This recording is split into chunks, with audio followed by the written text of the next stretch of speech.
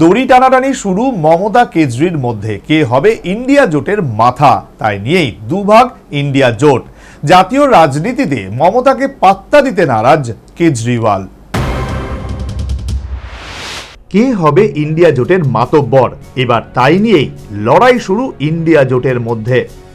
দিল্লি বিধানসভা নির্বাচনের আগেই ইন্ডিয়া জোট থেকে পুরোপুরি কংগ্রেসকে ছেঁটে ফেলতে চায় আম আদমি পার্টির নেতা অরবিন্দ কেজরিওয়াল। ইন্ডিয়া জোটকে নেতৃত্ব দেওয়ার ব্যাপারে তিনি নিজেকেই সবথেকে বেশি যোগ্য বলে মনে করছেন। এ বিষয়ে জাতীয় রাজনীতিতে মমতাকে পাত্তা দিতে নারাজ কেজরিওয়াল। সূত্রের দাবি, কংগ্রেসকে ইন্ডিয়া জোট থেকেই ছেড়ে ফেলতে ইতিমধ্যেই জোটের অন্যান্য আঞ্চলিক শরিকদের সঙ্গে আলোচনা চাইছে আপ, এমনটাই দাবি একাধিক সর্বভারতীয় সংবাদ মাধ্যমগুলির। অন্যদিকে শীতকালীন অধিবেশনের শুরু থেকেই জোটের মধ্যে থেকে উপজোট তৈরি করার কাজ শুরু করেছে মমতার তৃণমূল কংগ্রেস। আদানি আম্বানি ইস্যুতে কংগ্রেসের পাশে দেখা যায়নি তৃণমূল কংগ্রেসের নেতৃত্বে সমাজবাদী পার্টি এবং শরদ পাওয়ারের এনসিপিকে। এমনিতেই গৌতম আদানি এবং মুকেশ আম্বানির সঙ্গে ব্যক্তিগত সম্পর্ক শরদ পাওয়ারের অত্যন্ত ঘনিষ্ঠ। অন্যদিকে মুকেশ আম্বানির সঙ্গে মমতার ব্যক্তিগত সম্পর্ক সুনিবিড়।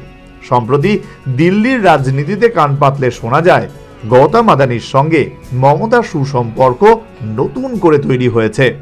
সর্বভারতীয় বিভিন্ন সংবাদ মাধ্যমগুলো দাবি করছে গৌতম আদানির সঙ্গে মমতার এই নতুন সম্পর্ক বীরভূম জেলার মোহাম্মদবাজার এলাকার অধীনে দেউচা পাঁচামি কয়লা ব্লককে কেন্দ্র করে সম্প্রতি ঘনিষ্ঠ জায়গায় পৌঁছেছে এবং রাহুল গান্ধী তথা কংগ্রেসের বিরুদ্ধে মমতাকে উস্কানি দিচ্ছে পিছন থেকে আম্বানি আদানি গোষ্ঠী। এমনিতেই তৃণমূল কংগ্রেসের দীর্ঘদিনের স্বপ্ন মমতা বন্দ্যোপাধ্যায়কে দেশের প্রধানমন্ত্রী করা। একদিনের জন্য হলেও ভারতের ইতিহাসের পাতায় দেশের প্রধানমন্ত্রী হিসেবে যেন মমতা বন্দ্যোপাধ্যায়ের নাম থাকে। ইন্ডিয়া জোট গঠনের শুরু থেকেই জোটের ভেতরে থেকে উপজোট তৈরি করার লক্ষ্যে কাজ করে চলেছে তৃণমূল কংগ্রেস। ইন্ডিয়া জোট গঠনের দিন কয়েক বাদেই অভিষেক বন্দ্যোপাধ্যায়কে মমতা পাঠিয়েছিলেন মহারাষ্ট্র সফরে। সেখানে অভিষেক স্থানীয় কংগ্রেস নেতৃত্বকে বাদ দিয়েই শরদ পাওয়ার, উদ্ধব ঠাকরের সঙ্গে বৈঠক করেছিলেন। এছাড়াও বারবার সমাজবাদী পার্টি নেতা অখিলেশ যাদব, ডিএমকে নেতা স্ট্যালিন, ওয়াইএস কংগ্রেস নেতা জগনমোহন রেড্ডি, আরজেডি নেতা তেজস্বী যাদব এদের সঙ্গে সব সময় কংগ্রেসকে ব্যতি রেখে যোগাযোগ বজায় রাখার চেষ্টা করেছে তৃণমূল কংগ্রেস। এই নেতাদের মধ্যে একমাত্র লালু প্রসাদ যাদব বর্ষিয়ান নেতা, বাকিরা সবাই মমতা বন্দ্যোপাধ্যায়ের কাছে বয়সে এবং রাজনৈতিক কূটনীতিতে শিশু। তাই এদেরকে হাতের মুঠোয় রেখে ইন্ডিয়া জোটের মধ্যে একটা অস্থিরতা তৈরি করার চেষ্টা শুরু করেছে তৃণমূল কংগ্রেস। অন্যদিকে দিল্লি বিধানসভা নির্বাচনে সম্মুখ সমরে নেমে পড়েছে আপ এবং কংগ্রেস। একদিন আগেই দিল্লির কংগ্রেস নেতা অজয় মাকেন অরবিন্দ কেজরিওয়ালকে কড়া ভাষায় নিশানা করেছেন। তার দাবি, কেজরিওয়ালকে যতবার মৌকা দেওয়া হয়েছে ততবারই তিনি ধোঁকা দিয়েছেন। মাকেন দাবি করেছেন 2013 সালে কেজরিওয়ালকে সমর্থন করা কংগ্রেসের সবচেয়ে বড় ভুল ছিল। সেটাই দিল্লিতে কংগ্রেসের পতনের সবচেয়ে বড় কারণ। দিল্লির প্রাক্তন মুখ্যমন্ত্রীকে ফর্জিওয়াল বলে কটাক্ষ করেছে কংগ্রেস। এমনকি কেজরিওয়ালের বিরুদ্ধে খোদ শীলা দীক্ষিতের ছেলে সন্দীপ দীক্ষিতকে প্রার্থী করা হয়েছে একই আসনে। সেটা মেনে নিতে নারাজ আপ।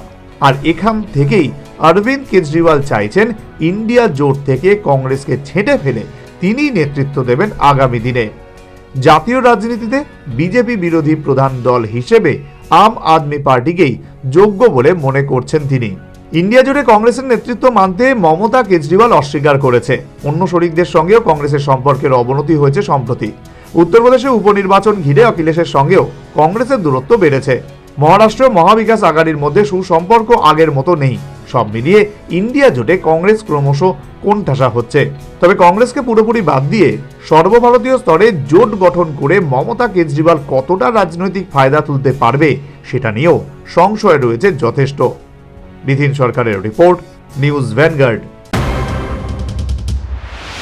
সিজা ইনস্টিটিউট অফ কিডনি সায়েন্সেস কিডনির জটিল রোগের চিকিৎসার জন্য এক উৎকৃষ্ট প্রতিষ্ঠান, যেখানে উত্তর পূর্ব ভারতের প্রথম এবিও অসামঞ্জস্য কিডনি প্রতিস্থাপন এবং মৃত ব্যক্তির কিডনি প্রতিস্থাপন করা হয়। এখানে 115টিরও বেশি কিডনি প্রতিস্থাপন এবং উত্তর পূর্ব ভারতের সবচেয়ে বেশি হিমোডায়ালিসিস করা হয়েছে এবং এই সংখ্যা দিন দিন বাড়ছে। Shija institute of kidney sciences Tripura সরকার সহ অরুণাচল প্রদেশ, মেঘালয়, মিজোরাম, মণিপুর এবং নাগাল্যান্ড সরকার দ্বারা স্বীকৃতিপ্রাপ্ত।